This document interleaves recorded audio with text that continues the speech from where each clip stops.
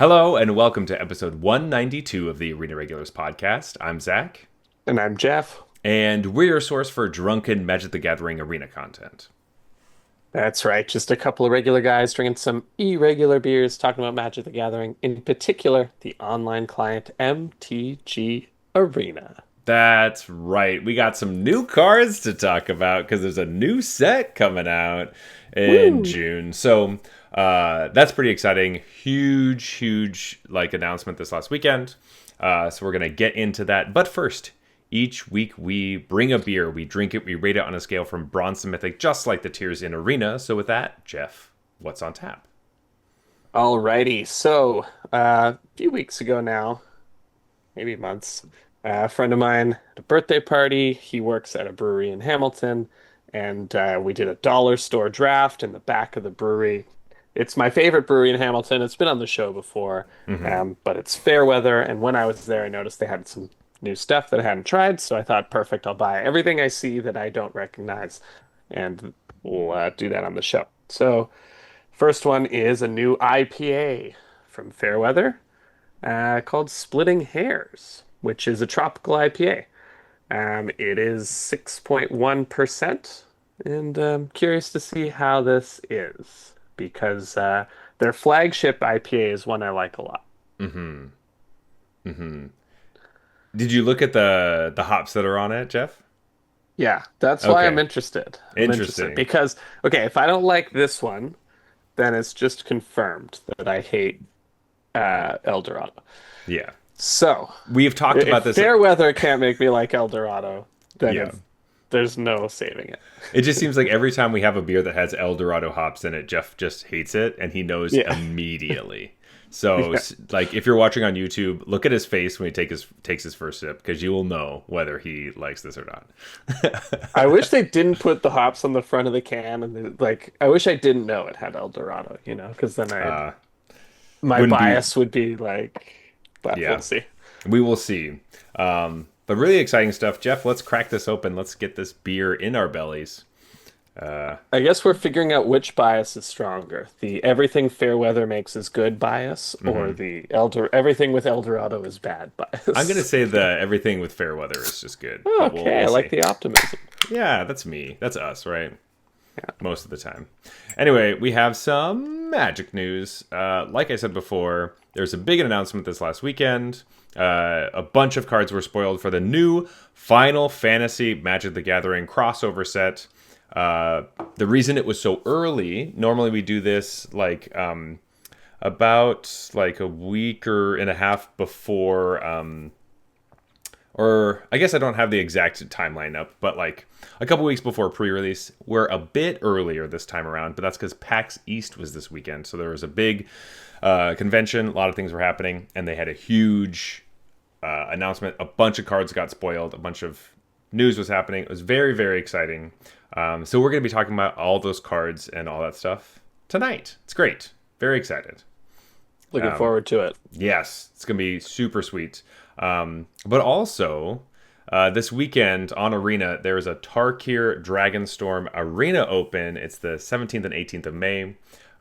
So check that out if you're looking for some competitive Magic. However, Jeff and I will not be playing in the Arena Open because Jeff, what are we doing this weekend? We are playing in a sealed RCQ IRL. A lot of acronyms there, but that's a regional championship qualifier in real life.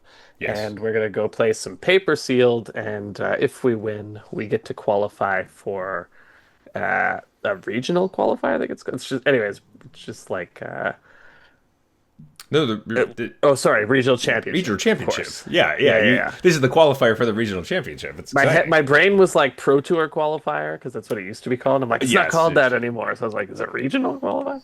But like that would make no sense. So yeah, Yeah. regional championship. Um, but mostly we're just going to have some fun in Mhm. a competitive, real life sealed tournament for a format that wasn't on Arena. So Yeah. Yeah. So we talked about this earlier, but unfortunately, the regular sealed queue wasn't around for this specific format. They just had the clan queue, which recently they got rid of the clan queue and replaced it with no sealed. So I can't we can't even practice, which is kind of funny. It's strange that they would make it so we can't really practice arena open formats or Right, when like. there's an arena open. That's wild. So the only way we could practice for this was like arena direct events and stuff. So I don't really feel like that was on purpose. I think it was just kind of a, well, if we have a queue for all the clan specific ones, we don't want to have another sealed queue for just regular. So they were just trying to keep the queues I down. guess. Yeah. But for this The very classic example of like arena team not competitive, talking to competitive or just not valuing it. yeah, not or not thinking about it at all, Yeah. and other people not pushing for it. So while we would really like arena to be a place where you could prepare for tournaments, and that's what we hope for, yeah. Jeff just made the most ridiculous face on purpose, and now he's just throwing you off because you have no idea now whether he actually likes it or not. Oh gosh, talking about the beer, of course. Gotta keep them guessing. But don't worry, worried listeners, because I did hours of painstaking research and compiled a Tarkir Dragonstorm sealed guide, which I shared with Zach. So we are ready to dominate the event. Yes, Jeff put it together all by himself. He did not use any robot help whatsoever. Dope. Nothing artificial or intelligent Yeah, about that exactly. guide. Anyway, so we'll see what happens with that. But Jeff, let's start talking about the fun stuff, like the really cool things that are happening. Magic the Gathering is doing a crossover with Final Fantasy. We haven't really talked about it yet. We haven't really talked about the cards at all. And the only thing we've kind of stepped on, or really, we've talked about the announcement. What we stepped on, what we've touched on in the past, is just kind of like that this is a format or a set that is coming out and our feelings towards it. So it's been a little while. So it's coming out on June 13th. But on Arena, it's going to come out the whatever days before that, which is the 10th of June. And the pre-release is the 6th to the 8th of June. So still a little bit of a ways away. But Jeff, I just wanted to ask, since the announcement and since the beginning of it, how are you feeling with Final Fantasy coming into Magic just in general?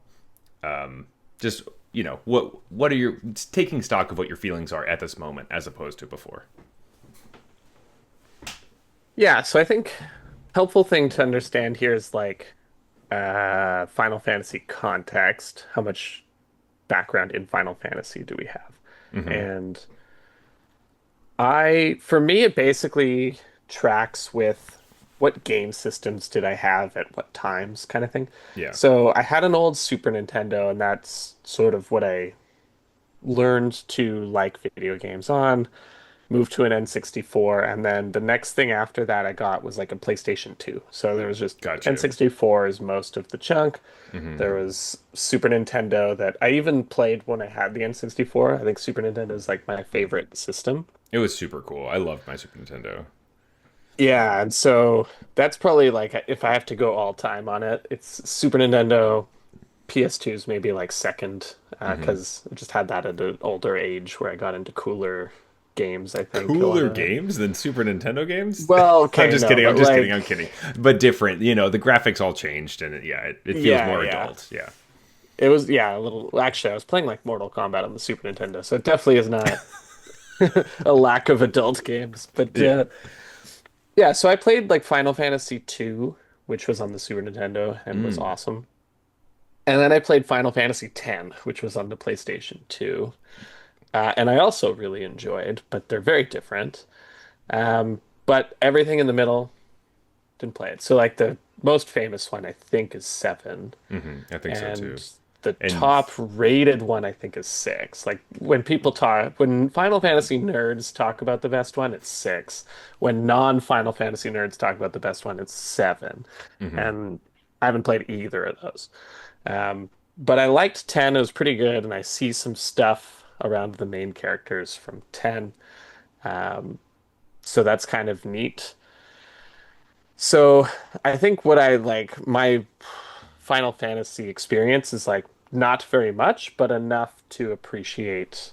Like I know about chocobos, and I Hmm. get like the vibes, kind Sure, of, sure. because You I've played understand the two world kind of games. thing. Yeah. Yeah, and all the games are different characters and different like settings, but they have common through lines, you Yeah, know? so that's the one thing I wanted to point out is that if you don't know anything about Final Fantasy, you're just listening to this podcast because you play Magic and we talk about Magic.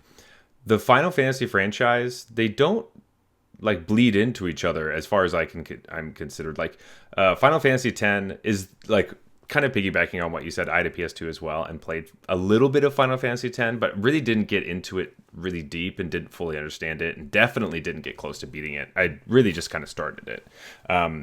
But I was kind of under the assumption that all of them were kind of this like, I don't know, some sort of tropical beach world, Hmm, because that's what that right. one is.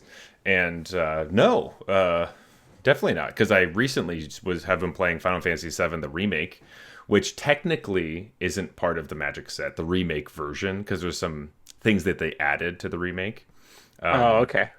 which chat has been helping me a lot with knowing what's part of the OG and what's not. But that one's like this grizzled city with a corrupt basically corporation taking over the world, and it's all metal and poverty and oppressive corporations, greed and stuff, which just felt exactly the opposite of what I had kind of envisioned what Final Fantasy was. So Yeah. it kind of opens it up to make me feel like, oh, there's so many different things that this is, which is really exciting to me actually. Yeah. And then they all have sort of a common theme throughout of like it's a blend of futuristic, but Hmm. also fantasy and like old school Magic, kind of like yeah. magic, and people fight with swords, and then there's also a guy with like a plasma rifle, and Hmm. those two people are gonna fight, and it's like I guess somehow this is balanced. Doesn't feel like the guy with the sword has much of a chance against the plasma rifle, but apparently he Yeah, does.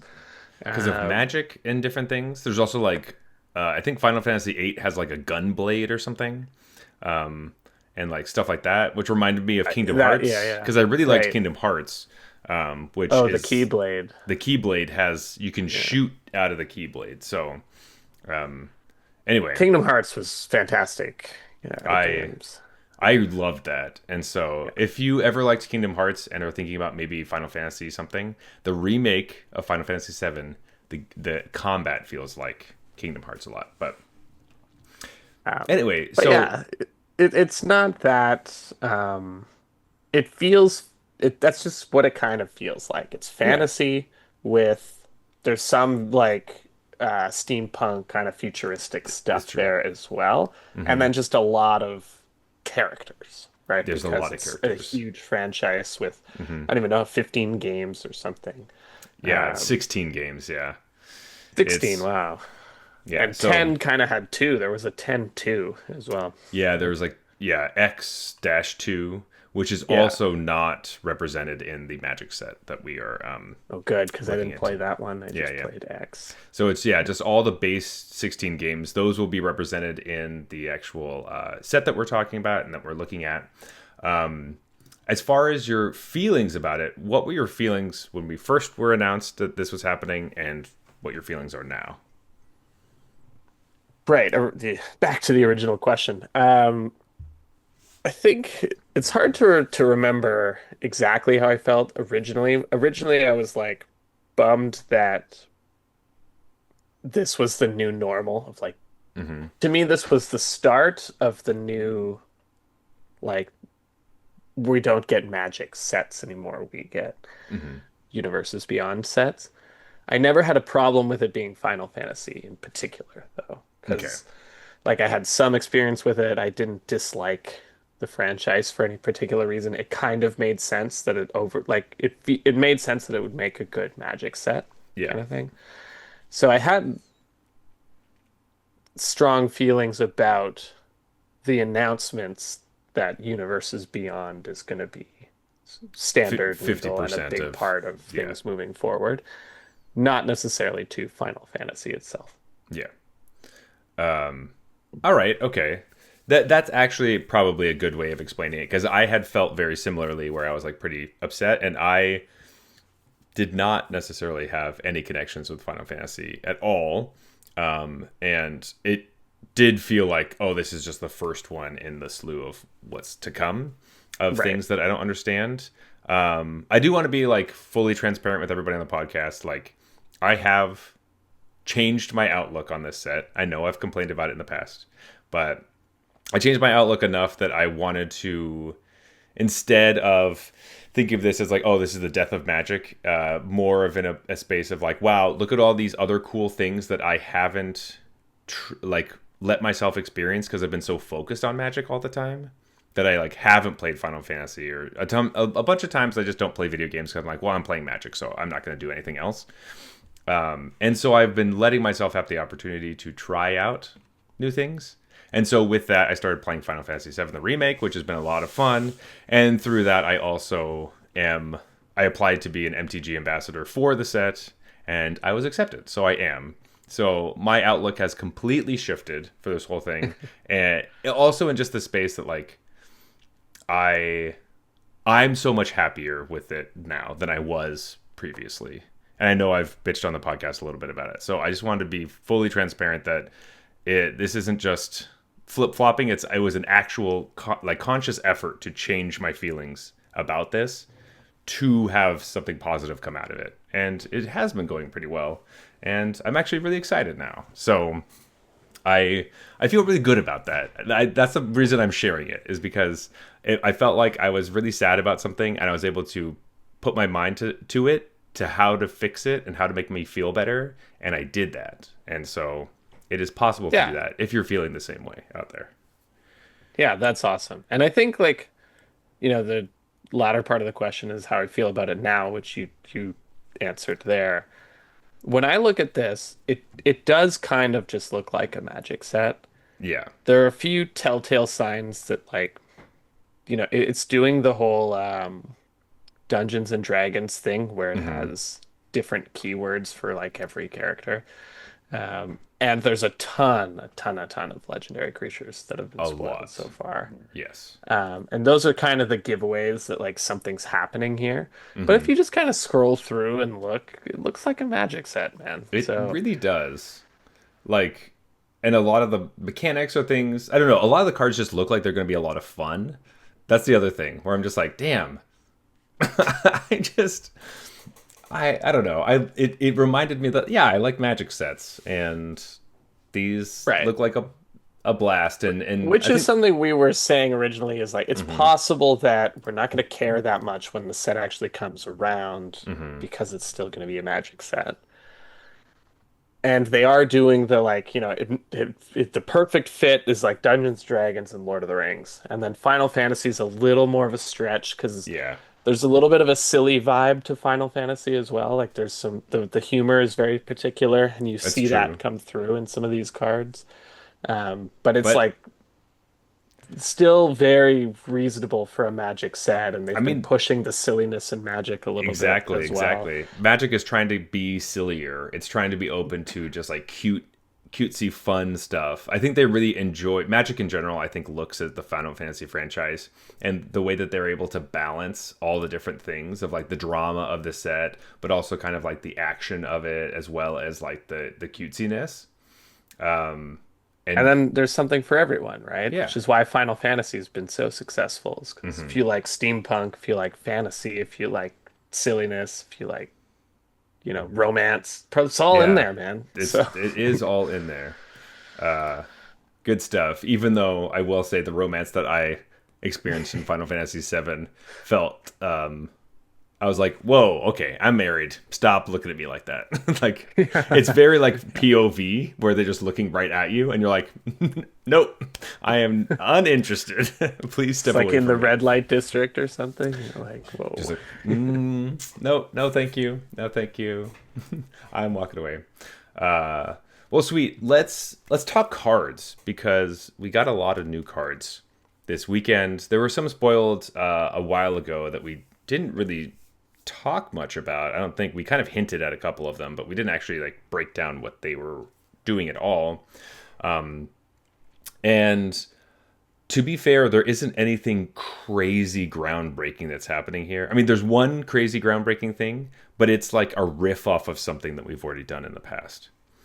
Um, Yeah, so I was gonna say like maybe this is a good lead in to what cards to talk about, but as first impressions of the set, one thing that comes at me is there's so much going on.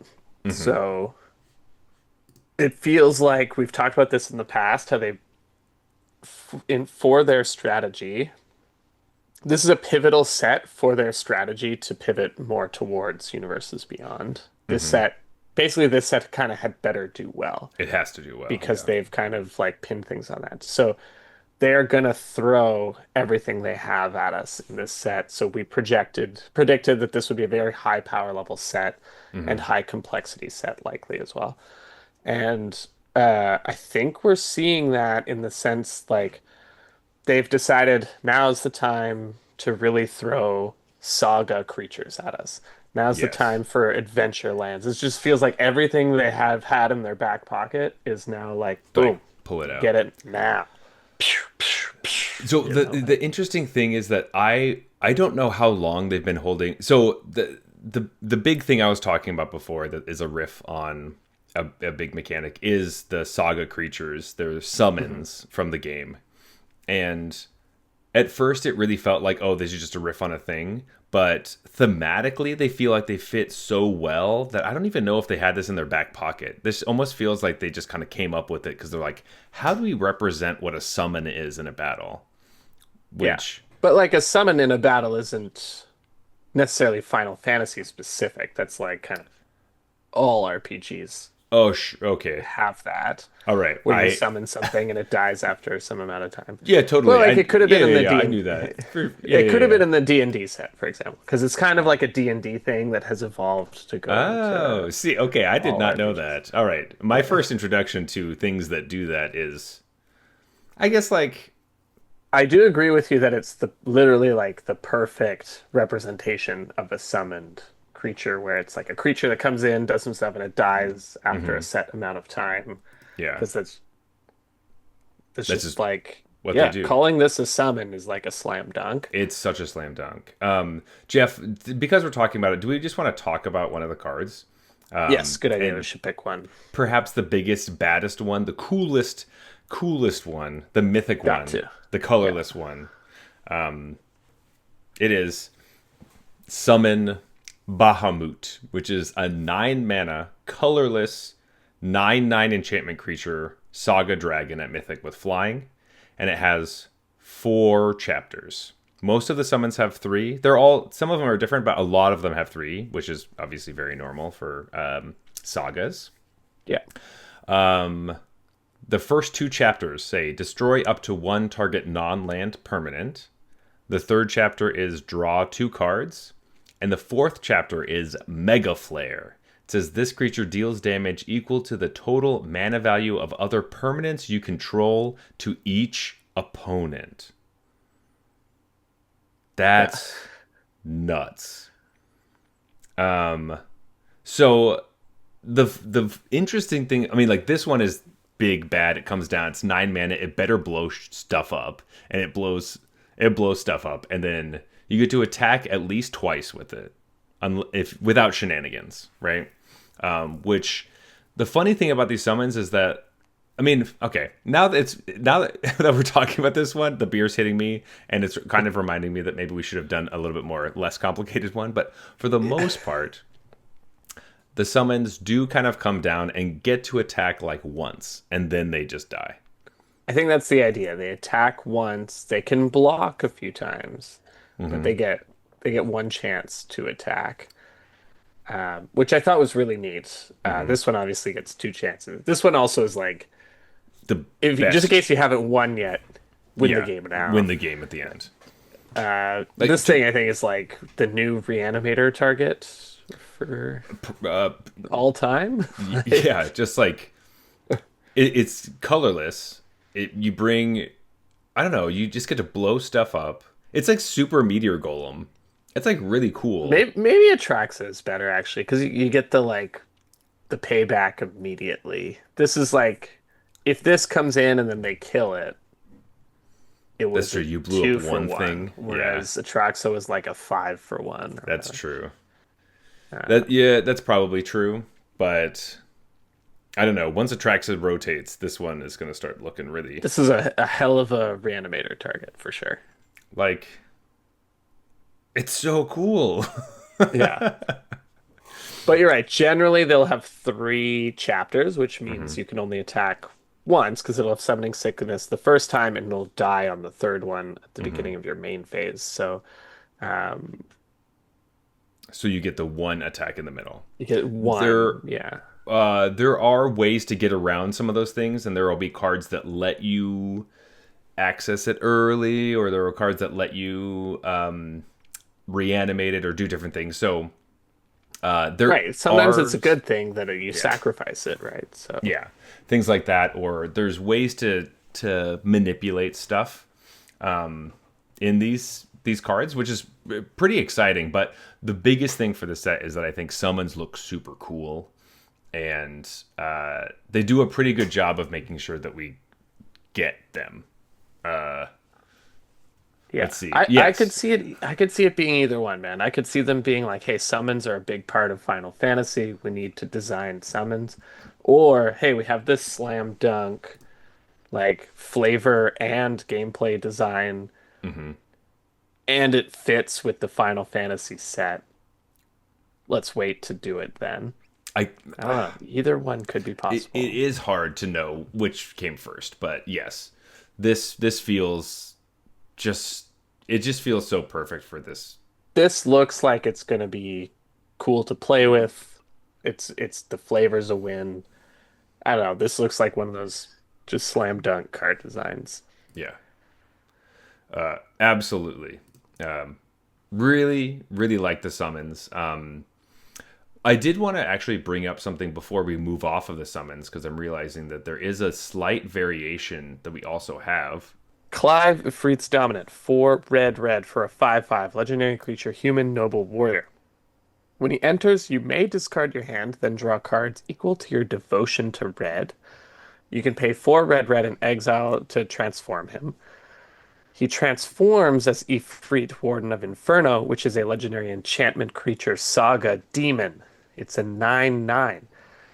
The first chapter is it fights up to one other target creature, and the second and third chapters are add 4 red mana. If it has 3 or more lore counters on it, exile it, then return it to the battlefield front face up. Okay, so instead of dying, this one flips back into Clive. Hmm. It's But it added the 4 mana for you to flip it back if you want to. You, hmm you don't get all the way there, but oh, but it yeah. won't have. Would it have haste? No, it wouldn't have haste. If you, no, it would have haste because these transformed. Okay. They did not exile and come back, right? This one, yeah, this Oh, one at the exiles end it and does comes says back. exile. Sorry. Yeah. The first one doesn't exile, but on the when Okay. you go the way back, you have to use the red mana on something else. But you do get to discard your hand and draw cards, and then so you might be able And then you to have 4 mana to cast them. use Okay. whatever you want to Good. use. That's the idea. Yeah. There's another card that we've seen so far that also does a very similar thing.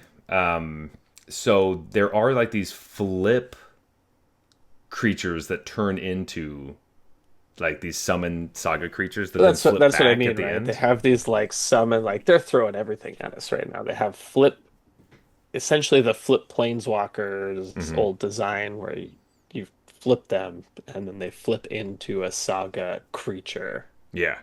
And then they do the whole flipping back thing that like the Phyrexian Praetors did. Yeah, exactly. Um, But yeah, it's it's a lot of stuff. But yeah. it is quite exciting, and I don't know. There's probably some cool stuff we could do with this. The fact that they even put devotion on a card for this Right. set is just Yeah. like And they're just throwing mechanics left, right, and center. Like this with. feels like everything they have in Mhm. their tank, they're throwing at us in this set to really make it stick. Yeah. Well, especially because like these sets are so funny sometimes because it's like it does feel like there's a bunch of people who are coming from Final Fantasy being like, I just want to collect these cards and maybe I'll learn how to play Magic. And it's like this set's gonna be really hard to play Yeah. This is if you're one not of used to the it. toughest sets to learn to play on, for sure. Yeah, because not only do we have random mechanics like devotion just splashing in there, but we also have what Jeff alluded to earlier was we are presumably getting a cycle of monocolored adventure lands. Now, this is exciting. This is interesting, and I really want to hear your take on these lands because they kind of seem they obviously Wizards knew that this was going to be very powerful, and so I feel like they took some precautions in making these cards. But I'm just going to read the green one for us here. Sure. So this is Xenarkand, Ancient Metropolis. It's a land town at rare. It's an adventure land. So it is a land that enters tapped and taps for green. But it also has the adventure part, which is called Lasting Faith, which is 4 green for a sorcery adventurer. It says create a 1/1 colorless hero creature token and then put a +1/+1 counter on it for each land you control. So it's basically just like this green tap land, but every once in a while when you're flooding out, you just get to pay 6 mana to make like a at least a 7/7. Like, okay, that's nice. Yeah. It's nice. I guess the part that I struggle with is other than the sweet frame, Mm-hmm. what's the reason to do this instead of the like Zendikar style split lands where one the double-faced Oh, modal the double-faced double-faced ones. land. Because this one lets you play the spell and then also play the land.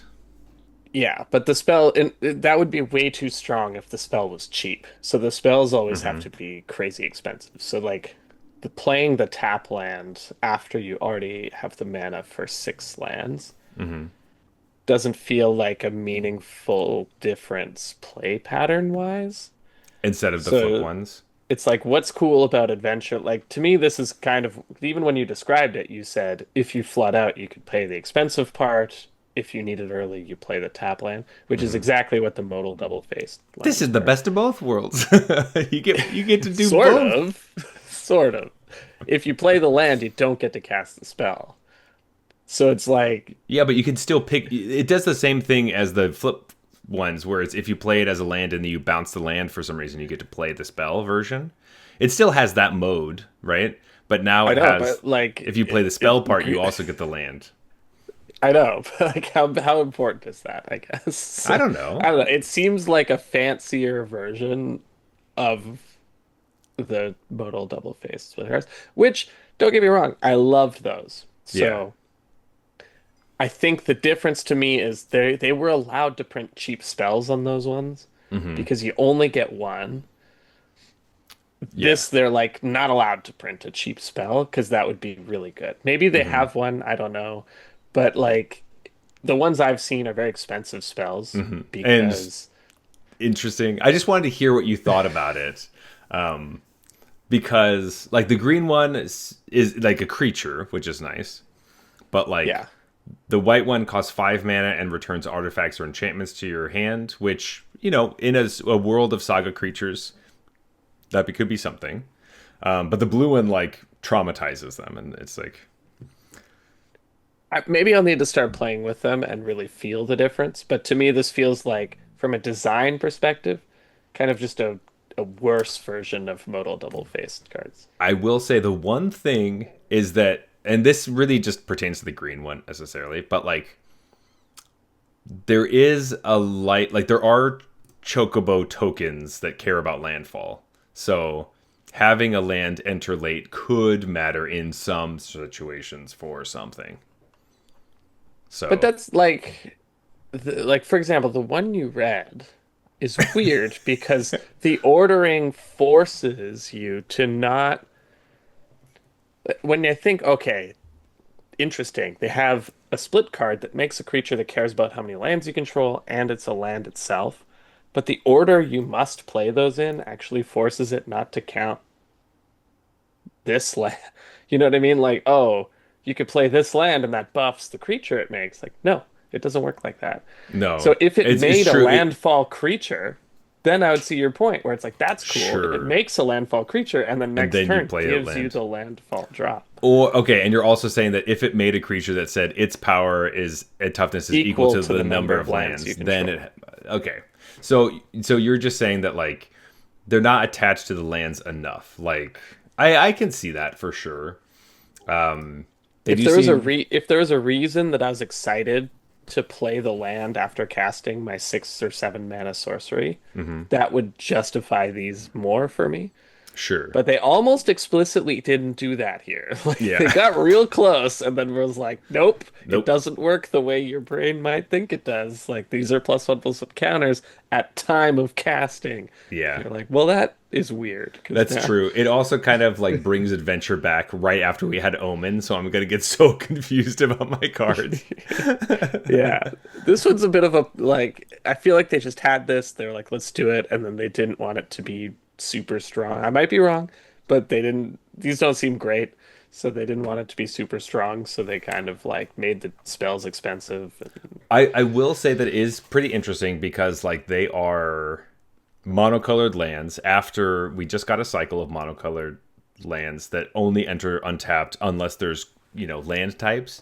These don't have land types. They have the type town, Right. which is important for this limited environment, but probably not important outside of that, I would assume.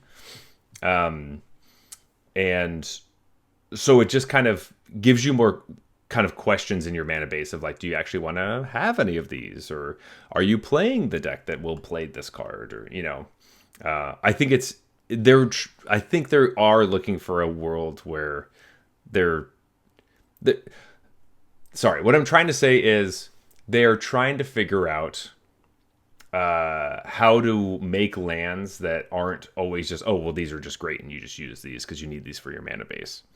Yeah. And it is surprising in the set that they didn't do like, there's one big chase land and the other ones seem to be like, okay, those are cool, you could build a deck with that and maybe that'll be important, but it's not Right. like we had talked about. Maybe there were going to be like, not necessarily shocks, but like we had at one point talked about Right. fetches or something Like who knows what they would put in this set, right? just to move product. But I guess they're like, nope, we're going to hold those in our back pocket for something else. We don't really need it for this one because this one's going to move no matter what. So Yeah. So what you were saying just there triggered like a bunch of thoughts. yeah, So sorry, the I said first like one is, five things. yeah, the first one that came to me is kind of randomly. We've sort of lamented in the past that they don't do legendary lands anymore for good reason. But this is what the one where I just look at it, I'm like, it's literally like named and it's a very specific thing. It's like the old Valakut thing where it's like, this is literally called the Molten Pinnacle. And it is like There's multiple. it is identifying itself as the one. And then you could play four. So it just like brought that back for me because these are all very like specific places in the Yeah. Final Fantasy universe, specific towns, I guess. Yeah. The other is that I'm criticizing these from design standpoint from the point of view of like, oh, how is this different? Once you get to 6 mana, does it matter that you could play an extra land? And one thing that it's easy for me to forget is that like in Commander, maybe the answer is yes. Like just That's true. when Yeah. you have an expensive spell, you just always want more mana, and so maybe these are more meaningful there. But the last one is if something says you can tutor a land, you can go get a This. spell with this, but you can't do that with the modal double-faced cards because the front side is Is not this the land. You're right, you're right. It also counts for if it's in a graveyard as a land for Right. random reasons. So that's a good distinction. I'm glad that you brought that up because yes, you're absolutely right. So I think they're cool. I think they're really interesting. I don't find them extremely powerful. They don't look like, oh shit, this is This is the they thing. don't excite me. No. These are in a rare class of rare lands that I probably won't target in drafts. Whoa. Yeah. Wow. Well, um, Don't want to get ahead of myself, we'll see. but We'll see. I'm excited, but you know, we're still waiting for the black one and the red one to come out, so we'll see what those ones the look two like. I'd be But most interested in, that's true. presumably. That's So true. So they, yeah. So we'll see what those ones are. But yeah. Until then, uh, they're cool. I did allude to another card that maybe we should just talk about. I don't know if we should just wait. There's no real like we're gonna wait like a month to talk about this card. We should just talk about it right now. just talk about it. Yeah. It's so exciting. I mean, like you can read it for us. You know what it is. Hold on. Okay, so okay, I'll just read it then. I'm talking about Starting Town. This is the land that seems a lot more Oh, exciting. yes, yeah. Sorry. When you asked me, I happened to be looking at Adventurers Inn, and I was about to read that. I was like, no, wait, no, No, that's no, no, not. no, no. Yeah, Yeah, yeah. So that's not the exciting one. uh, Starting Town is the land that we would be excited about as far as like what we would be looking for in Standard. At least I'm excited about it. I mean, like you're also playing a like early game. You have opinions, and I'm excited to hear them. Let me read Starting Town for you. Number one, before I read this, I'm just going to say Starting Town is a fantastic name because that applies to so much stuff. Like it's so Yeah. broad. It's just like, And this one, I have no issue with it not being legendary, right? yeah, Because like this because is literally like whatever game you're playing, there's always a starting town, you know? well, all of us in our life have had our starting town. You Hmm. know, where we started, our life was our starting town. You know, it's just whatever it is. Maybe it doesn't look like More of a this, but city for me, but yeah. all right. Well, is it a city though? Is it a city or is it really just kind of a town in the How dare you? How dare you? the, the grand scheme of things? Top five cities in the country, I'll have you Yeah. know. Wow. Top five. Jeez. Wow. In all of Canada, crazy. Uh, so anyway, starting town is Tens a. of thousands of people. It's not like Mexico City or something. That's like the entire population of the country. But whatever. Yeah. Starting town is a rare land town, and it says this land enters tapped unless you're.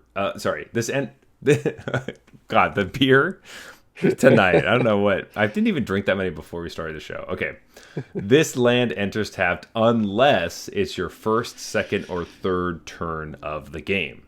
Then you can tap it to add a colorless mana, or you can tap it and pay 1 life to add 1 mana of any color. Yeah. So the first thing this made me think of is awesome flavor here. Starting town, like you said, it's the perfect name. It's like a thing in video games. You always have the starting town that you join. I'm sure a lot of the Final Fantasy games have it, or if Yeah. not all of them. Makes me think of the Pokemon games where you like Hmm. start in that tiny little town.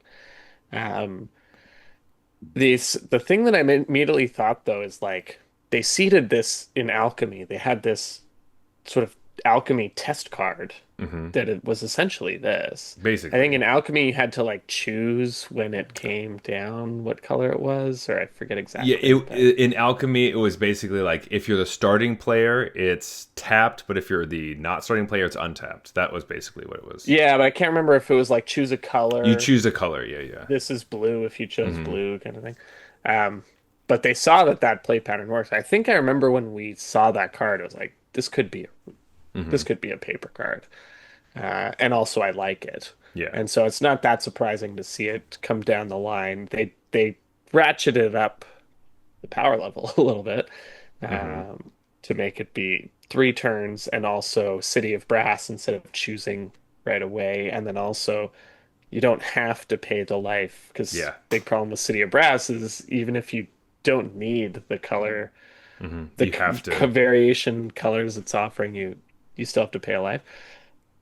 So this is a really good card for aggro decks, but specifically like aggro decks that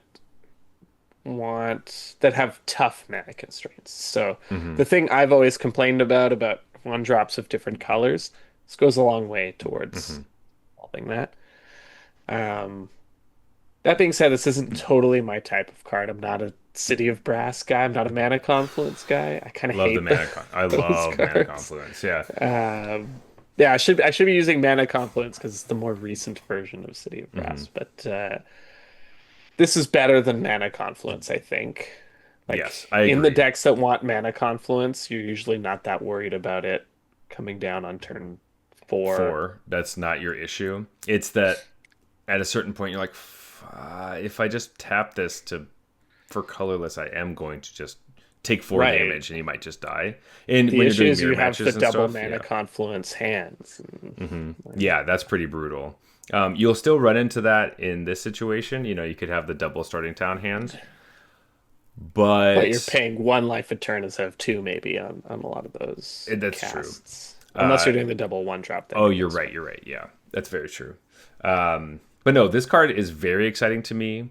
And as far as if there are people out there saying, "Oh, like, it's a arena only kind of card where I have to remember if it's my third turn," it's like you kind of Come on. know. Like, If you can't remember that, then what are you playing? Like, there are cards that have already been printed that are like that, where it's like you can't. yeah. I mean, we had a Jace last year that was like you can't play this on turns like 1, 2, and 3 or whatever. Right, yeah, yeah. There's So the old like, angel or whatever it yeah, is that they. Yeah. there's a bunch of these things. So this is just going to be a very more like a very prominent one, and this is probably one of the cards you're going to see a lot from this set. Just Right. like turn one starting town. It also just feels like a just good. It just sounds nice. Yeah. Um, So I like the design a lot. This isn't necessarily my type of card just mhm. because I'm not a mana confluence guy. I try to avoid playing. I would rather play all my one drops be the same color and avoid maybe playing a slightly better one drop than play mana confluence. So And see, I was playing Mana Confluence in decks where you were splashing random stuff in a toolboxy build that you needed. right. Yeah. And so it was like, oh, my green white deck is playing like a couple black cards and a red card. But my Mana Confluence has helped me do it, kind of thing. Yeah. Yeah. So any deck I played where the list had mana confluence, I was always like, oh, I hate it. And I was like, I guess I got to go buy those. That was Yeah. my. I hate it because it's expensive, not Yeah, because Mana Confluence is expensive. So starting town will also be. It's going to be expensive. So that's what you're hoping to open. Honestly, I think starting town's probably what you're most excited to open. In the world of I want to open lands, that's what the land I want to open. So this one I might chase. Yeah. Like yeah. in the sense that if I open it, I'll probably take it. Hmm. Even though I'm not super excited to play it, sometimes you got to do what you got to do, you You know? got to do that's perfect. You got to do what you got to do. And the tapping for colorless goes a long way. The It thing I hate goes most about Mana Confluence is like every it's turn this thing costs me one life, yeah. starting from turn one a lot of the time. Yeah, Like it's that's a super lot. that's like if it didn't have that, I would be like, "Oh, this is just worse Mana Confluence." Like this So, thing might cost you two life, you know, in the game. it This could. might be like a shock land that taps for anything, Yeah, you amazing. know?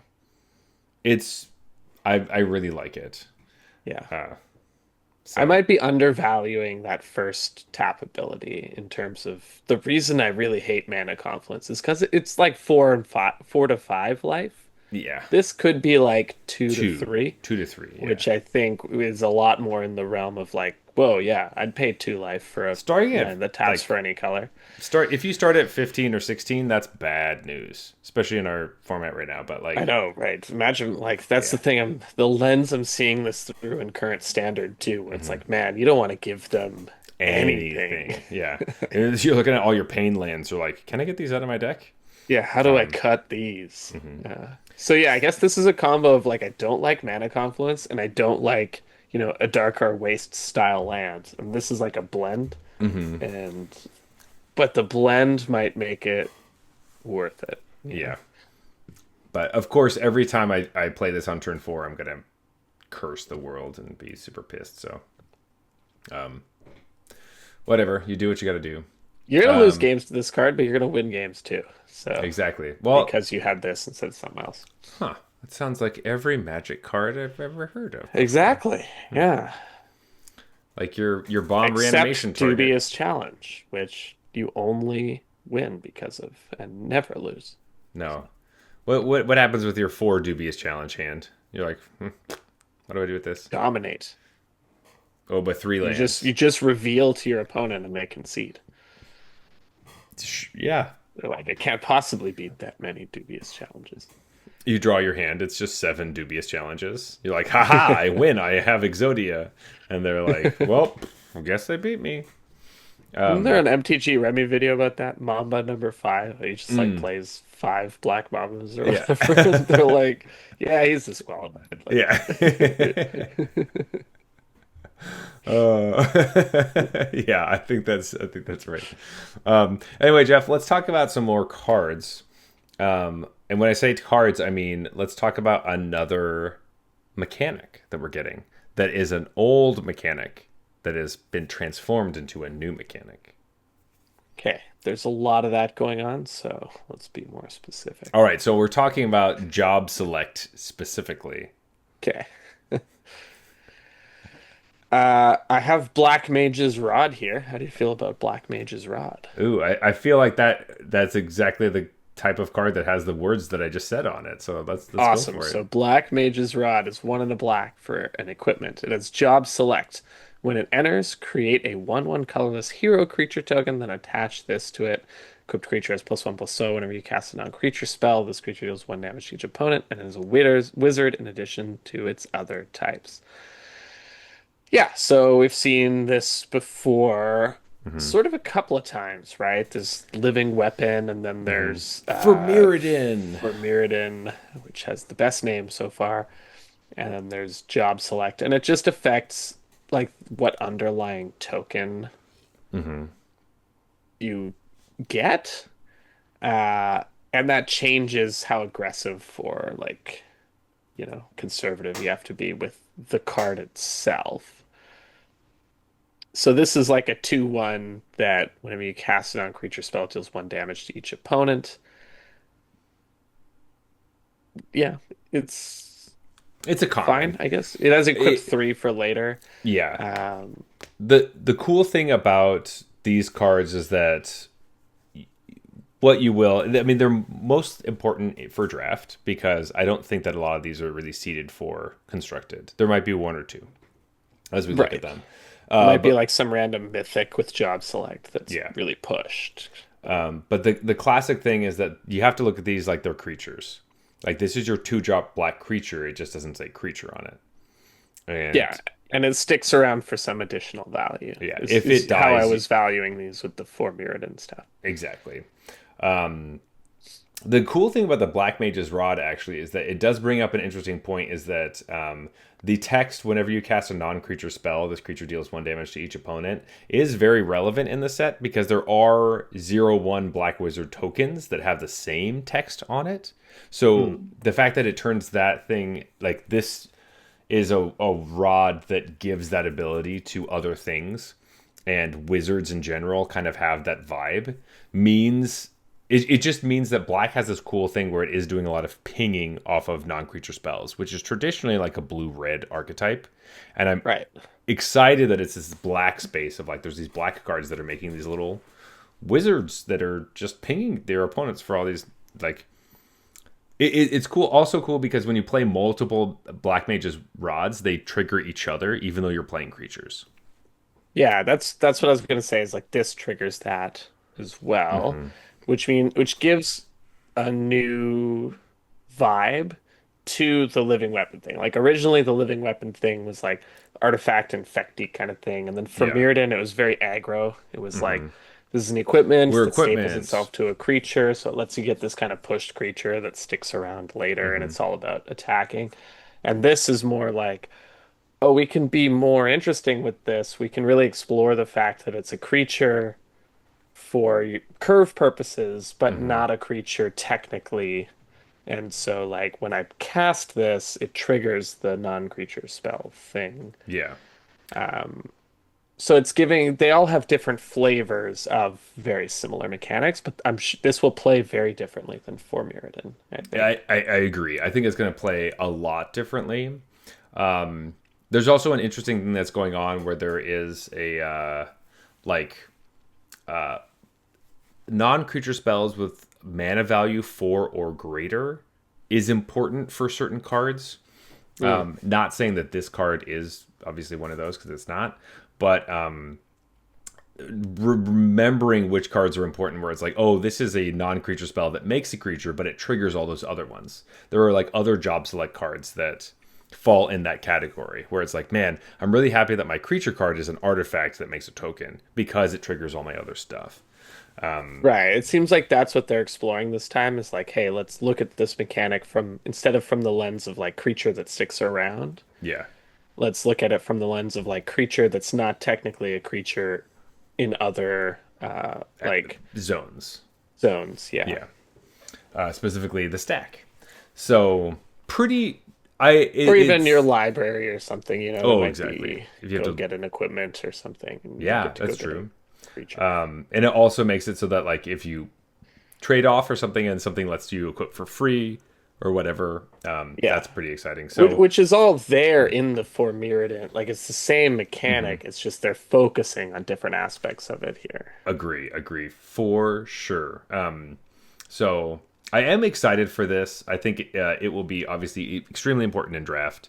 But outside of that, I don't really know if it's gonna crack it. It seems like a draft mechanic, Yeah. right? Which is where how it's also why you can get away with the hey, it's kind of the same mechanic, but we're focusing on different things. So in this format, it's going to play very differently than the Hmm. previous one. And it's still interesting. Yeah. All right, Jeff. I do want to talk about two cards in particular while we're talking about draft. I'm very Okay. excited about this possibility in draft. So technically, I'm really just talking about two cards, but it's actually three cards because they do meld together, which is pretty exciting. Okay. And the reason I am excited to talk about this is because these meld cards, we've seen meld cards before, right? They're always these sweet angels that get smushed together into an Eldrazi, or like these crazy planeswalkers that get smushed together into, or crazy things that get smushed together into a planeswalker, or crazy things that get smushed together into some sort of Phyrexian beast, whatever. This meld is uncommon. Now, I know that there were some in Innistrad, like Shadows over Innistrad or whatever, but the fact that there's only one and the fact that we have it in this, it's just very exciting. Or at least there's one so far. I don't know if there's more, but this is first I'm going to talk about Fang, Fearless, Icy. Ice. I don't really know how to say that last part, but it's a black card. It's 2 and a black for a 2/3 legendary creature, human warrior at uncommon. It says whenever one or more cards leave your graveyard, you draw a card and you lose 1 life. This ability triggers only once each turn. If you also read a card down here called Cheerful Icy. I feel really bad because I don't know how to say these things. I need to figure it out, but that's You I'm need gonna to play say whatever Final Fantasy game these are from, and they'll tell you. yeah, I need to play Final Fantasy 13. Is what I need to do. Anyway, vanilla. I'm gonna say vanilla is 3 and a green for a 3/2 legendary creature, human cleric at uncommon. Whenever vanilla enters, mill 2 cards, then return a permanent card from your graveyard to your hand. And then it says at the beginning of your first main phase, if you both own and control vanilla and Fang, you may pay 5 mana, 3 green, black. If you do, you get to exile them, meld them into Ragnarok Divine Deliverance, which is a 7/6 legendary creature beast avatar. It has vigilance, menace, trample, reach, and haste. And it says when it dies, destroy target permanent and return target non legendary permanent card from your graveyard to the battlefield. All right. That's a lot of information to get all at once. But the fact that this goes 3, 4, 5 in your meld is so cool. So you play Fang on turn 3. It's just a 2/3. It's sitting there. On turn 4, you get to play Vanilla, and you get to mill 2 cards, return a permanent card from your graveyard to your hand. You get to draw a card and lose a life because you already have Fang on the battlefield. Turn 5, if they're still sticking around, you well, I guess actually it says maybe on turn 5 you can't do this immediately. It says the beginning of your first main phase, and you don't have your other land. Oh, maybe that's almost like a whiff. Wow, I guess I didn't really realize that until this moment. It says So you need some way to pay. to ramp. Yeah, you need some way to ramp. Well, anyway, I guess it doesn't exactly go 3, 4, 5. I guess it kind of goes 3, It's a 4, real bummer. play a land, then 5. If there's a way to ramp on 2, then you're rocking and Right. rolling. I guess you just gotta wait till And turn 5 to flip it. But anyway, the fact that this is a pretty sweet meld, but also something you could meld and draft realistically, where most of the meld cards you just can't. yeah, if green black's a thing in draft, this is a thing that will happen. I don't even think it has to be green. You know what it is? If green black isn't a thing in draft, this is the thing you can do. If green Yeah. black is a thing in draft, you probably won't get both of these cards because they're probably going to be pretty good, and people will be trying to do it all the time. If it's on the fringe, like in the middle, It's I true. That's the think, sweet spot. yeah, Yeah. you'll be able to pick these up pretty easily because nobody will want them. Then you get to do it. I don't know if this is the thing where it's like you.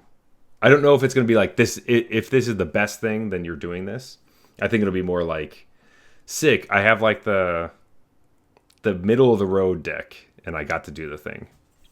Yeah. I don't know. I could see a world where Fang is just pretty good. Like it depends how difficult that is to do, right? It's Like really. I just don't have think a it card is. leave your graveyard. In most sets, there's support for that where this card is fine. Yeah, In some sets, this card is like a slam dunk, right? So I there. haven't really been looking through that lens of trying to figure out the limited format based on what Mhm. we have so far. But I imagine, especially based on the once per turn rider, this card is probably quite good. Yeah. And Yes, there's definitely a good amount of like self mill stuff.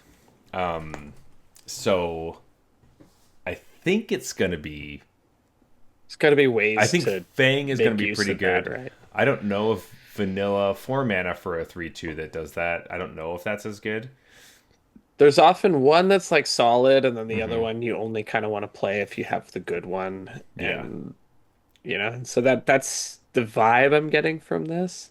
yeah. But I do love how the 3, 4, and the 4 triggers the 3 is really Hmm. cool.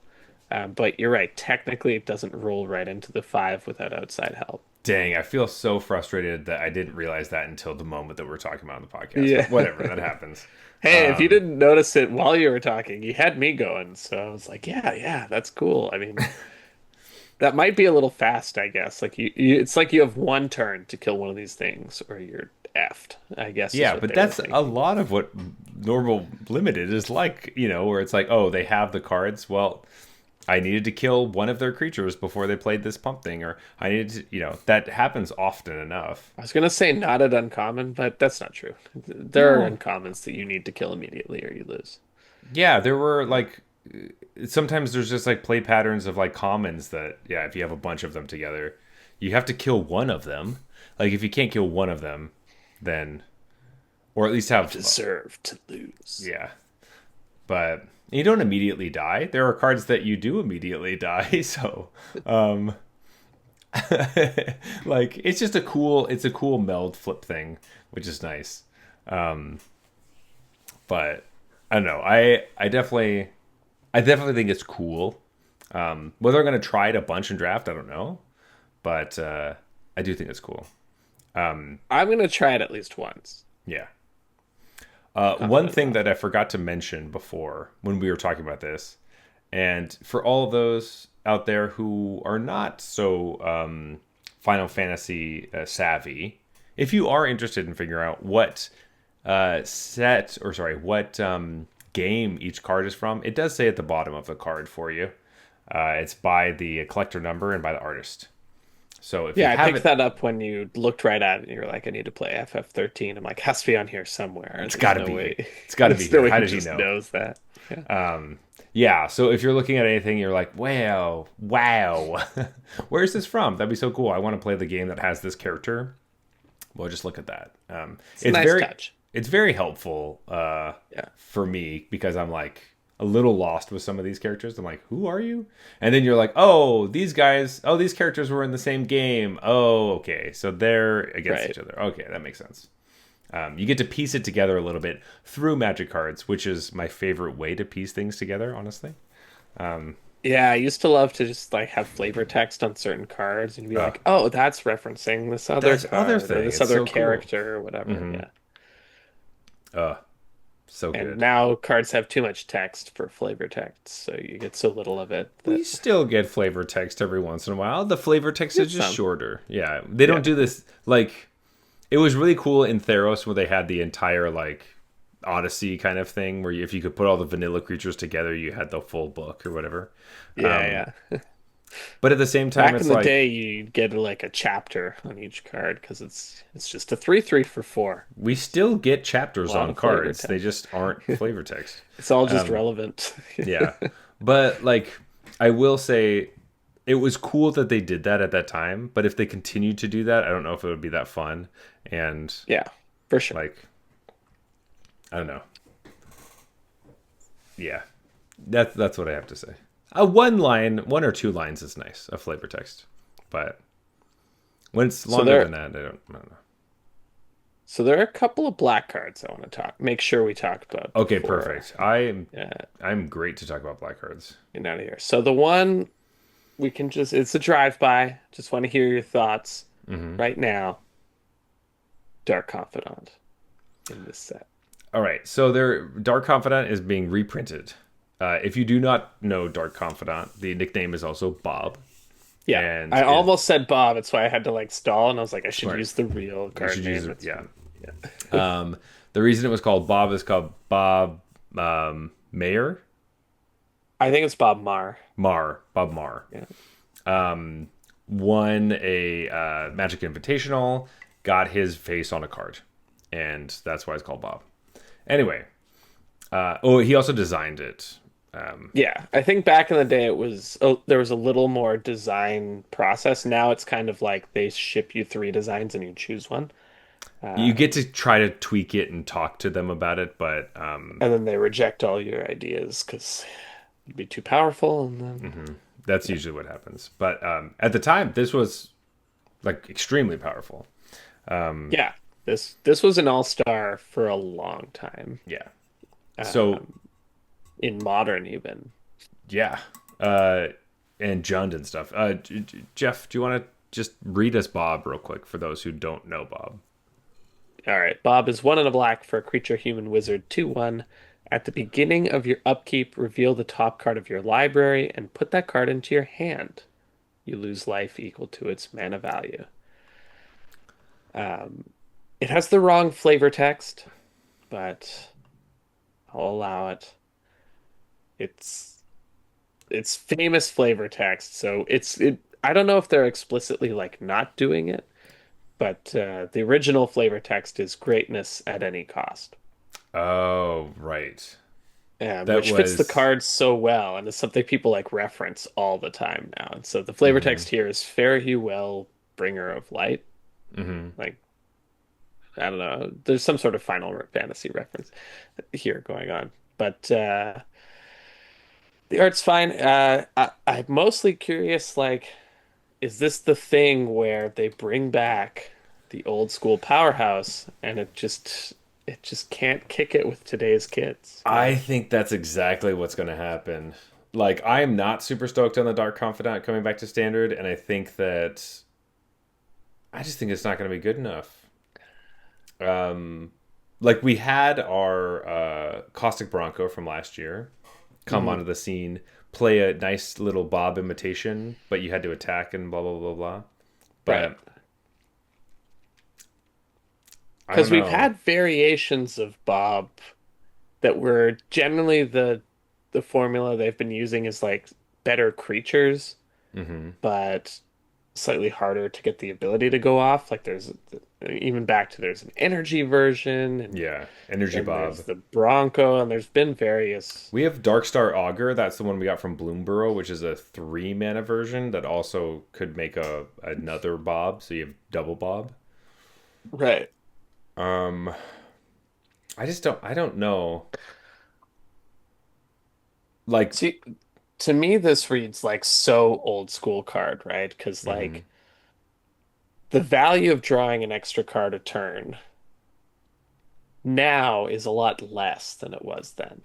mhm. At It's like now mandatory. now every deck does that You pretty have to much. do that. If you're And looking at your deck so and it doesn't do that, most of the time you're like, what am I doing? and so back then that was so powerful that you're willing to pay the life and play a generic 2/1 for 2 to Hmm. facilitate that. Now it's like I don't know, you're gonna find ways to draw on average Or extra cards every turn without playing 2/1s. yeah. You know what I mean? Like so I think you're right, but can I interest you in the following? Okay. What if your deck had lands that have no mana value, but can act as spells Interesting. in the late game? Huh. They Are can you act trying as expensive spells, but they have no mana value and therefore are are free free? under So Bob's you're trying to tell me conditions. that all these cards that you were shitting on earlier, you want to play in this They're deck? actually amazing if you play Bob. What do you think about Mm. that? I think that if you play the, it's kind of interesting. I don't know if it's great, but What if the black one is somehow so good that it makes Bob worth it because you could draw into it for free? I think that it will. I don't think you can build a whole deck around that. But I think it's interesting to consider with a mono black build using the black one could be more useful, and having a very low to the ground mono black deck would be kind of interesting instead of like a demony 4/5 mana deck. You're playing like Yeah. ones and twos with a land that does something. Could be interesting. We'll have to see. Um, Trying to but think of like how it could get like it would have to be it costs like 13 mana, but the adventure side of the land costs like 13 mana, but it costs one less. It's like a death shadowy thing. It costs sure, sure, sure, minus your life. sure. So you can actually cast it, Hmm. but it doesn't nail you on the bob. But it, like, Yeah, you have to get exactly. all of these stars aligning. But Yeah. Bob like helps you get there because you're losing life to pay the spell for cheaper. I don't know. Do you want to play Bob in your like aristocrats deck because you get to gain life? Maybe no. Yeah. And if it's not good there, I guess that's That's the really just the only place I could think is where that it's I like all gain your life and cards. all my stuff's cheap. Yeah, and And like that's is like I'm still not super interested so that seems because like the best place to put it. And yeah. Maybe, I don't know. Maybe in the sideboard, I guess, against like more controlling. yeah, where you're just like But I'm just even gonna. then, they just wipe this away, right? Like, Well, maybe is the play pattern in the controlling deck like you start with Bob, you just play Bob, and you just like gain life, and then you and wait. then You have a yeah, bunch of cards, I guess, but then they can just wait for you to die. Though most of the time you're just drawing land anyway. I don't know. Not most, sorry. There's like a good chunk of the time you're drawing just land. So yeah. I just think you just have better card advantage options than yeah, this, which I think it's interesting that this is mythic. it is a mythic rare. Yeah, Yeah. Well, so there's two things with that. It's either it's a mythic rare, like which is nice because you won't see it as often. Awkward on arena because it's more expensive to play, but maybe our takeaway is just don't play Bob. Don't use your wild cards on it. and Yeah. save those I mythic think wild it's pretty cards. powerful and limited. Maybe that's part of it too. Like Yeah, you don't drawing want an to put it extra in current turn in uncommon, limited is a lot harder to do. Uh, but you probably can't build your deck in a ones and twos way. That's like once in yeah, but every. like yeah, you got a lot of lands, and you're still gonna have a lot of twos and threes. Like That's true, but like some of as these long cards as are you play expensive. I don't know. some way to Just get some like domed. exit strategies. Yeah, I think I would take Bob in limited. yeah. I think you probably should. Not like crazy high, I think, I there's think. probably uncommons that are better than Bob. But Well, in limited, I think it'd be kind of interesting because if you take Bob early, you can craft your deck around an aggressive yeah. strategy where like maybe in limited you want to play a bunch of like we were talking about the wizards earlier where you want to just like blast through spells and Oh, like burn true. your And opponent he's a out. So wizard himself. you need to draw a bunch of cards to be able to continue to play those things. And as long as they're all cheap and you're just making little 0/1 wizard tokens that are pinging your opponents, that could be really good. That's almost certainly it. They probably had him at rare, but because he's a wizard and the Mhm. wizard's like strategy is Do exactly what you're saying. Like it yeah, perfectly complements Bob. They probably upped him to mythic so that you don't have to see it you nearly don't as you often don't because have to it's get wizarded with them with drawing a ton of cards every turn and just like and pinging doing you out. stuff. That's true. That's true. I don't know how Card's much probably it nuts in the wizard's deck. yeah, it could be. I think at least there's at least one card that gives wizards like a buff, so could be cool in that. Actually, I'm kind of coming around on Bob for limited. I was kind of like off Bob altogether, but now I'm just like, interesting. Yeah. But I don't think it's there for even standard. So Yeah. Um, so the one card I want to talk to you about, and the one card that is important for us to talk about today, is a headliner. Big stuff. Most like maybe one of the cards that you thought I was talking about earlier, but this is an exciting one. Sephiroth, Fabled Soldier. yes. I'm gonna read it very quickly. It Okay, the is first question I have for you, as mhm, somebody who has played Final Fantasy VII, yeah. why is soldier capitalized? Soldier is capitalized because Soldier is like the evil corporation Shinra Hmm. that like controls the whole planet basically. They basically like suck oil. Imagine them sucking oil out of the earth and then using that oil to experiment on humans, and then that turns them into Captain America. That's basically what it is. So soldiers are like Captain America. It's like Hmm. government funded superhumans. Um, Is it and like an acronym though? Like or is it just to no, distinguish that it's a specific? it's a specific thing. It's not like you're not just like a soldier as a person. You're like I if see. people say you're a soldier, that's what they're talking about. You're a Shinra soldier. Like that's what the so when It's they not say that dissimilar from Phyrexia, by the way. it's Like kind of infect like them that. with oil and Technically, in the game, it's not oil. It's like this Mako stuff, which is the Earth essence, which is right. like. But Okay. in our Something they world, mine out of the earth. yes, but in our world, it would be oil. Yeah. And anyway, Cloud is an ex soldier because he left the Shinra. He escaped. Hmm. But anyway, Sephiroth is 2 and a black for a 3/3 legendary creature, human avatar soldier at Mythic. It says whenever Sephiroth enters or attacks, you may sacrifice another creature. If you do, draw a card. Immediately I read this, I'm like, Jeff, Yeah. what does he And want to there's so accomplish? much more text. I'm There's already so much interested. more. It also says whenever another creature dies, target opponent loses 1 life and you gain 1 life. Blam. What more could you ask for? There's more. It says if this is the fourth time this ability has resolved this turn, transform Sephiroth. And that just says whenever another creature dies. It doesn't say another creature you control dies. Important distinction. We flip over Sephiroth. Sephiroth turns into Sephiroth, one winged angel, which is a 5/5 legendary creature angel nightmare avatar with flying. It has an ability that has a fun name, Supernova. As this creature transforms into Sephiroth, one winged angel, you get an emblem, with whenever a creature dies, target opponent loses 1 life and you gain 1 life. And it says whenever Sephiroth attacks, you may sacrifice any number of other creatures if you do draw that many cards. That's this is busted. This card's Yeah. so good. I love this card. Yeah, this is amazing. So, like you said, it's a blood artist. The only difference in that second ability and blood artist is that blood artist procs itself. This is another creature. Yeah. Um,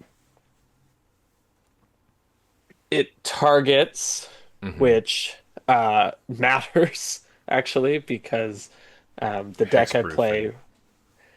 Well, generally you're worried about hexproof, but in the deck that I play, there's a skeleton that whenever you commit a crime, it can come back. And you And need a to lot of target, versions right? of this don't target, and I'm like, no, target, damn it! I need this to come back. And so I was like actually happy to see that it targets. Um, this is super easy to proc in my sacrifice deck 4 times. It's nothing when you have a bunch of creatures that die into other tokens. And like you said, you could just kill one of your opponent's stuff. You get to draw a card on ETB and like this literally just does it all. The problem with the black white sacrifice or aristocrats deck that I've been playing is kind of two things. There hasn't been a great secondary blood artist ability, after the um, sanguine, whatever. The blood artist they printed in the most recent like Foundation Oh, yeah, yeah, set. yeah. That It's yeah, yeah. that one's number one, and you're trying to find number two. That's been problem number one. And problem number two is just like general power level. You just get like raw power leveled out of the game sometimes.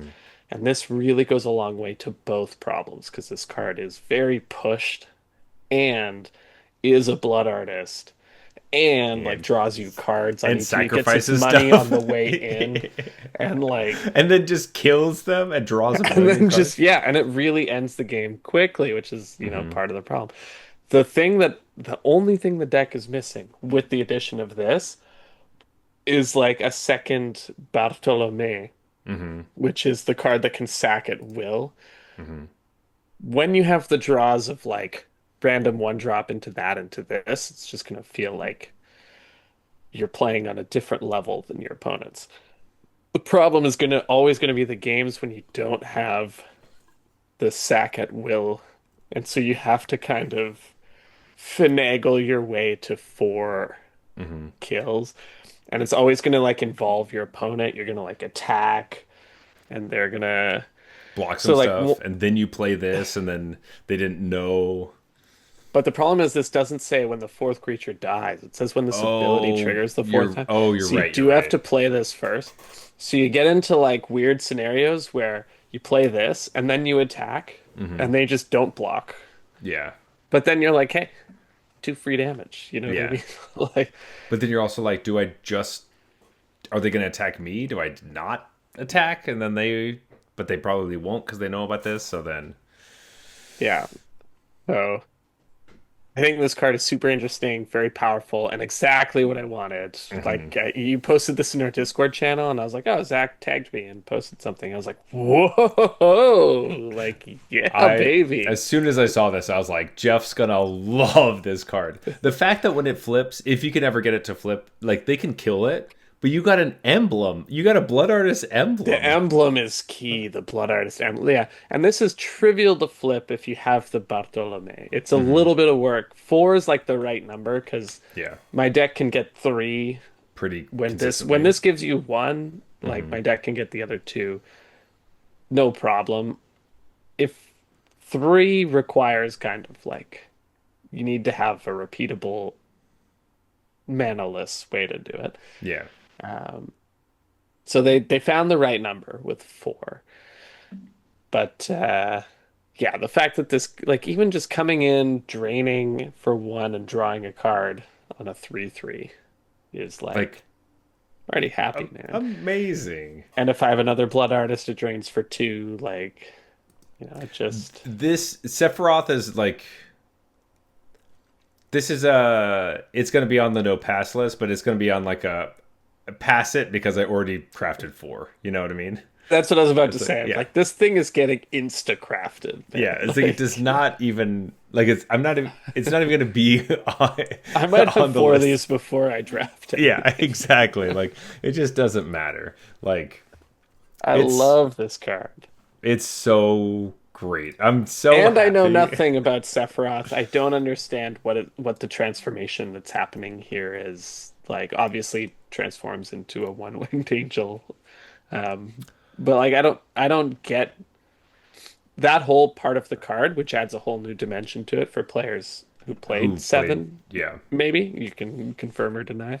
But like I don't know anything about Sephiroth, and I just love this card. It's just like a dude who has a big ass sword who turns into an angel, and I don't know why it only has one wing, but I'm sure there's a story there. And I'm like, it's still so cool. Yeah. He's awesome. I wish I could tell you more about it, but I Final Fantasy VII the remake is only the first disc of the original game. So like when you play that entire Oh, game, damn. it's only the first chunk, and there's multiple discs that are involved in that game. So So this is a spoiler for you that he it turns is into a actually one-winged yeah. When they angel. posted this, I was like, oh, I didn't know that happened. So Yeah.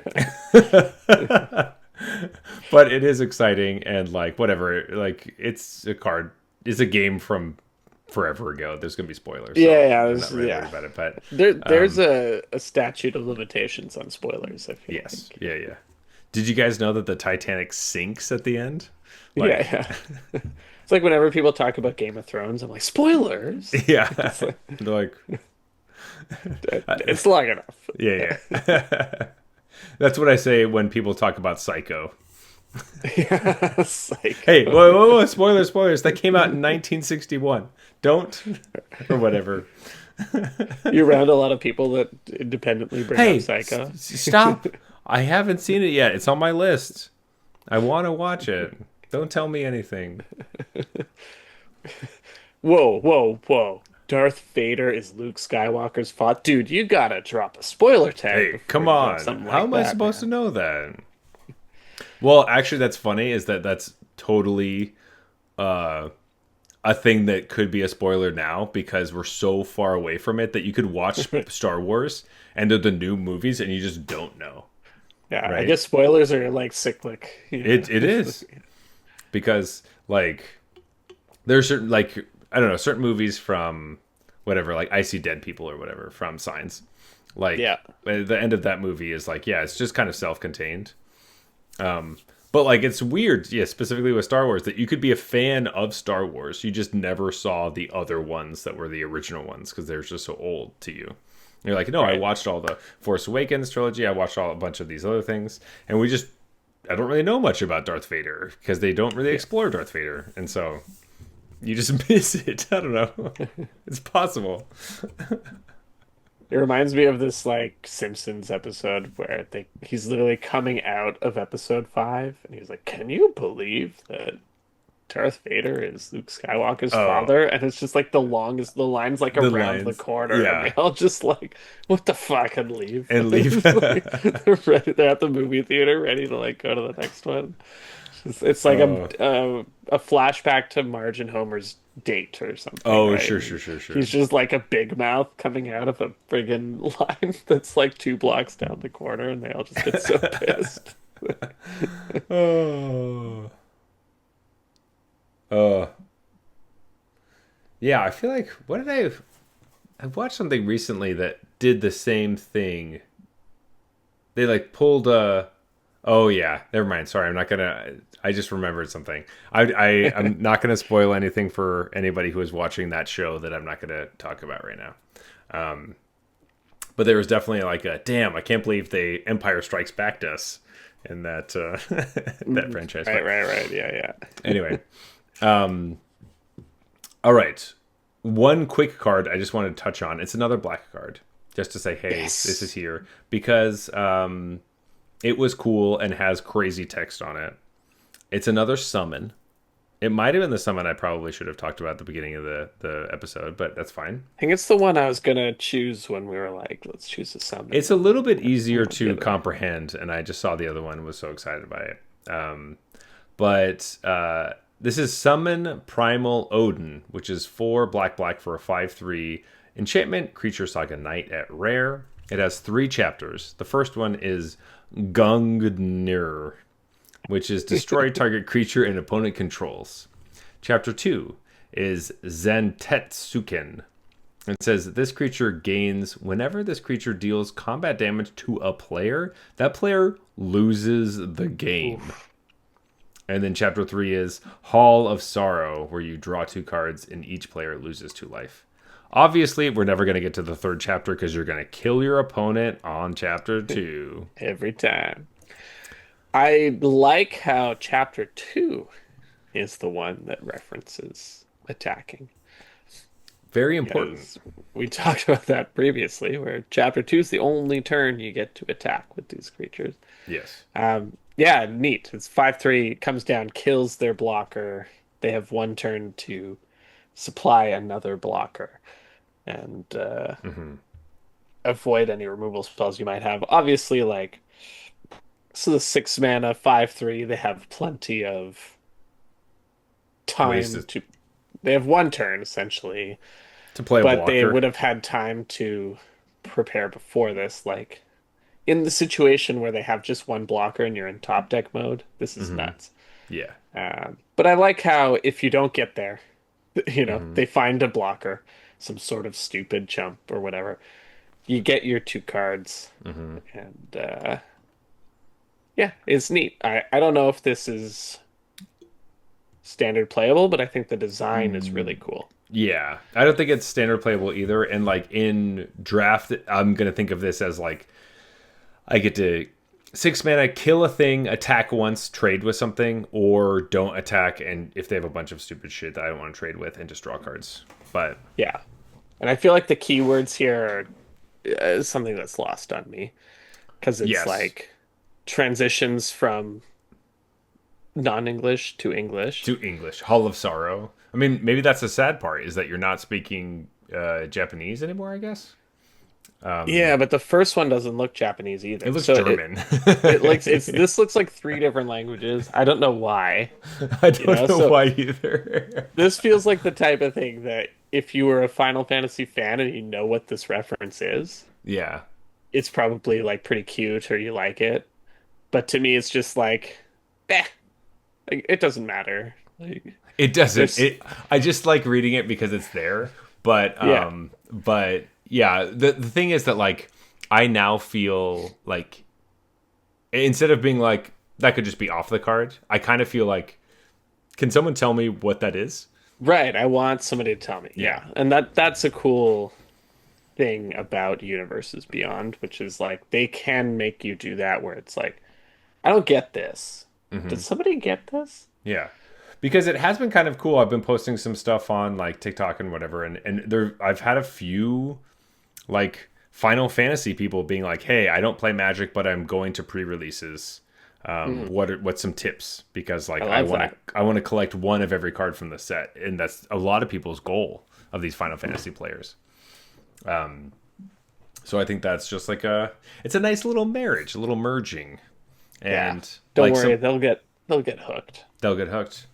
But it is that kind of like a thing we said for a long time is just like as soon as I can go into a place and say, "Hey, I play Magic," and they don't think that I'm a magician, that will be a win for me. You know, if Magic is so ubiquitous with the card game and no longer people think I'm pulling rabbits out of hats and stuff, that would be great. Yeah. Agreed. Yeah, because they tend to be very enthusiastic, or they fake their like the enthusiasm for the magician thing, and then when I Right, clarify that it's a card game, they don't fake their enthusiasm as much. They're like, "Oh, okay, so like Pokemon." Like, Yeah. yeah, Yeah, sure. Like it's Pokemon. like that. Yeah, there's a distinction, but not enough for you to care. So Right. Yeah. yeah, but anyway. But are they relieved that they don't have to sit through your card trick, or are they disappointed that they don't get Sometimes David it seems Blaine's like people are act? pretty excited that I'm a magician. Yeah. I've talked about this before, but I had a coworker for a while who like kept sending me like David Blaine videos, and I was like, I don't know why this is happening. Yeah, And they're and then like, you yeah, like eventually put it together, like, oh, I told them yeah. that I Well, played magic cards or something. yeah. I was just telling her, I was like, she said something about like, oh yeah, this person's coming into town, and you could go see him or whatever. I was like, okay, that's cool, I Are guess. you do you like Like, magic? and like, no, but you're a magician. I was like, no, no, no, no. It's just because I went like I'm an actor, so like people, it's just like I also did mime when I was in high school, so I can see how you would think that maybe I would do shit like that. But sorry, stuff like That's that. fair. I'm not saying anything bad about magic. There's nothing bad about magic, like doing Yeah. magic close up. Like all that stuff is like interesting, but it's like pure performance, which is like, well, I guess like maybe not pure because you have props, but whatever. The entire purpose of it is you're misdirecting people, which you can also do in magic, but we call it cheating. Um, Yeah, I study card magic thoroughly just really, for just this for weekend. yeah, There's no other way to prepare other yeah, than trick shuffles. So I've been reading. yeah. My tricks are stealing cards from other people's pools that are standing next to me. Yeah, yeah, yeah. I plan on bringing all of the cards I hope to. Like, I have an exact deck, actually. Yeah, yeah. But I have resealed them in packs, and I will be able to switch out the packs as I open them for my my whatever It's a partner person who watches me open packs. I guess. it's a classic David Blaine deck swap. Zach and I are really just hoping we get partnered to. Oh yeah. Well, if we get, they'll be like, wait a second, those guys have the same play mats and the same sleeves. What's going on? We're And they just both have really questionably strong pools. yeah. How did you get a play set of Ugin? Yeah. I lucky. Actually have six of them. Yeah. I just opened them. I don't know. Play boosters, am I right? Yeah. And the guy sitting across from you, also six Ugins. That's right. I That's wouldn't right. have believed it if I didn't see it with my own eyes. It's crazy. It's really crazy. But you know, that it just happens sometimes. Anyway, when is the regional championship? I'm ready to go. Yeah. Well, dude, you get me the flight. You buy my You flights. buy my of course. flights, right? Yeah, it's over in Calgary, I think, right? Yeah. Anyway, Jeff, do you want to go to last call, talk about these beers and or this beer, and I then do. call a show? All right. It is last call. And when we go to last call, we talk about the beer we've been drinking. And we rate it on a scale from bronze to mythic, just like the tiers in Arena. However, just remember that this is just a fun way to rate beers. So people are in different tiers at different times. So there's no reason to feel bad when we say that bronze beers are trash. They're horrible. You have to spit them out. You pour them on the ground. You don't like them at all. Yuck. Silver are bad beers or just boring, so macro brews find themselves in this category. Gold beers are fine, but you wouldn't really drink them again. Platinum is solid. You would totally drink it again. Diamond beers are exceptional. You like these a lot, and you would share them with your friends. Mythic, these are the absolute best of the best. These are the Sephiroths of the beer world. Yeah, Sephiroth. Damn, so fucking cool. All right, fair weather splitting hairs, Jeff. I'm really interested to hear about your El Dorado journey with this IPA. Yeah. Bronze, it has El Dorado. Um, no, it was good. I think the fact that this was like so this is tropical for sure with that kind of woodsy or plant like botanical kind of thing. Yeah. So I know why they used El Dorado because El Dorado has a bit of a woodsy like maybe not pine, but like it's a Okay. woodsy flavor. Yeah, yeah, yeah. I noticed it, but I felt like it blended better than I'm used to. Yeah. but I still feel like it would be better without that Without, and if yeah, they used Citra instead of Elder. You know what I mean? So it's like I know that this goes with the the flavor stuff. profile you're thinking of, but Citra's just so tasty that this would be better if you used Citra instead of that. That's Gotcha. kind of like what's Where going you on are. for me. But I didn't hate it. Normally, I'm like I have a I've. strong reaction to El Dorado. Mhm. This was like I drank the whole thing fairly quickly. Yeah, I didn't. I felt like it made sense in what they were doing, and I think they were a bit maybe light on it. It was other things that were more dictating the flavor rather than Yeah. the hops. But I noticed it was there. Hmm. And Yeah. I. I just don't like Mhm. the flavor of or smell. Honestly, I think it's more smell. Like when the beer is Yeah. coming up to my You can tell immediately. like yeah, I get that like warning like El Hmm. Dorado's in here. And then I taste it. And so I want to do maybe next time I'll do a blind nose challenge where I do like a Mm. nose pin and be like, you can't smell it. Do you dislike the taste or do you dislike the smell? That'd be interesting. Um. And yeah. Maybe I should just like have you drink a bunch of beers like with your nose plugged and not tell you if any of them have El Dorado. And then Yeah, in the I honestly end, maybe wouldn't be able to tell. none of them have El Dorado, and Yeah. it was just a It was a lie. setup. They're all Yeah, Twix. yeah, they're all twigs. But yeah, I enjoyed this. I thought this beer was really good. Like, I don't have the same aversion to El Dorado as you do, so obviously that doesn't really affect me. Would I like some of their other beers instead of this one? Probably. I think I like their other IPA a bit better, just in general. But this Yeah. one was a nice change of pace, which is, I'm sure, what they were going for. Yeah, but to me, this one does feel like a nice platinum. Like, I like this Yeah. beer. I don't know if I'm gonna tell my friends about it, but it's definitely not one I'm going to like. I don't know if I'm gonna forget about this because it's fair weather in general. It still fits the mark of fair weather beers are good, and Yeah. I never have to worry about them. Like you can pick up any of them and they're gonna be good. Yeah. They're well made, right? So at the very Hmm. least, they don't suffer from like some of the basic problems you can run into. Yeah, I'm gonna give this gold because I don't think I'd pick this up again. sure. It's probably the lowest grade I've given a Fairweather beer, but Can't believe it. It's crazy. I acknowledge that like it's well made and it has Hmm. all that going for it, right? But it's just like, am I gonna get this over high grade? Probably no. That's true, but I can't remember what we rated high grade, but now in my mind it's a diamond, so I felt like I Yeah. was rating this below high grade. No, that's fair. Yeah. I mean, at this point, we're splitting hairs.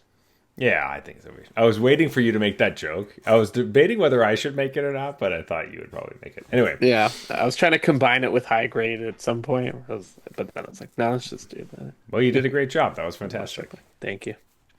All right, Jeff, let's go to closing time. So you can always reach us at Arena Regulars on Instagram and Blue Sky. May also find us on Arena itself, not playing the sealed format that we have a tournament coming up for, but we will be under the username Arena Regulars Podcast. That is right. If you would like to talk to me personally, you can find me everywhere. I am the regular underscore Zach on Instagram and TikTok. I'm also regular underscore Zach on Blue Sky. I'm on Twitch. I'm on YouTube. I have too many irons in the fire. But Jeff, where can they find you? Best place is our Discord channel. I go by regular Jeff on there. It's a great place to just come chat about standard deck lists, talk about your limited trophies, Hmm. or jump in to our MTG Arena Peasant Cube draft. Yeah, that's right. Once a month. Doesn't hurt your wild cards because it's all commons and uncommons. And it's honestly a great cube. And it's a lot of fun. And so come join us. Link is in the show notes. That is right. Also, there is a possibility of having some pretty nice prizes for the cube. I don't know. We'll have to see. So come check it out. Really exciting stuff over there. Also, if you like the podcast, please leave us a review on Apple Podcasts. Follow us on Spotify. Leave us a review there as well. Go to YouTube and comment. Do all the things that you do on the different places. We really appreciate it. It means a lot to us. If you don't like the podcast, don't do any of those things. I don't know why you're still listening. But anyway, it just means a lot to hear from everyone who enjoys the show. So please, please let us know. This has been the Arena Regulars. Reminding you that all the universes beyond Doomsayers might have been wrong. This set looks kind of cool. It looks pretty cool. All right, good night.